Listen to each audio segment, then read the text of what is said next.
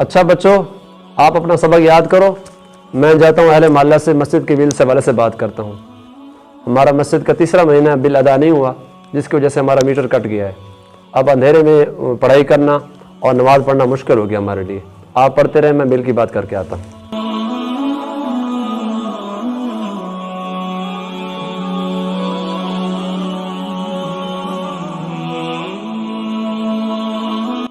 جی امام صاحب فرمائیں، کیسے آنا ہوا آج؟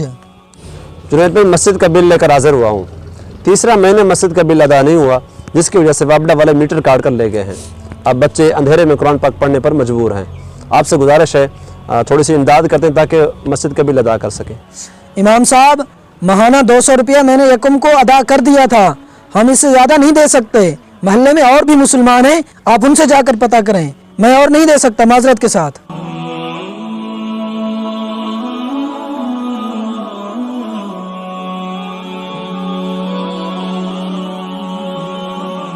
جی امام صاحب، کیسے صبح صبح حاضر ہو گئے؟ تبسم بھائی، آپ لوگوں کے مردہ ضمیر کو جگانے کے لیے حاضر ہوا ہوں۔ تیسرا مہینہ ہماری مسجد کا بل ادا نہیں ہو رہا، جس کی وجہ سے وابڈا والے میٹر کاٹ کر لے گئے ہیں۔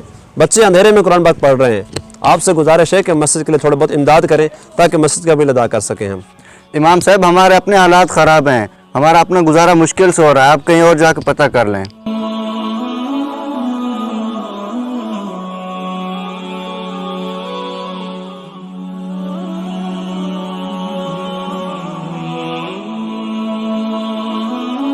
اچھا بھائیو، مسجد کا میٹر کٹ گیا ہے، 3 مہینے سے مسجد کا بل ادا نہیں ہوا، جس کی وجہ سے بچے اندھیرے میں قرآن پاک پڑھ رہے ہیں۔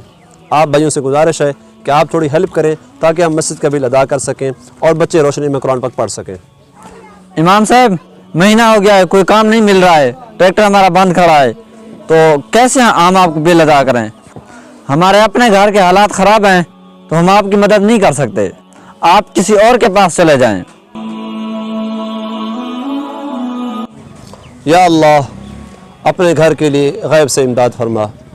تیرے بندے تو عیاشیوں میں مبتلا ہیں، ان کے پاس اپنی عیاشوں کے لیے تو پیسے ہیں، شادی بیاہ میں ہزاروں روپے خرچ کر دیتے ہیں، بلکہ لاکھوں روپے خرچ کر دیتے ہیں۔ 50 ہزار کے انہوں نے موبائل رکھے ہوئے ہیں، لیکن مسجد کا بل ادا نہیں کر سکتے۔ یا اللہ، اس قوم کو ہدایت نصیب فرما۔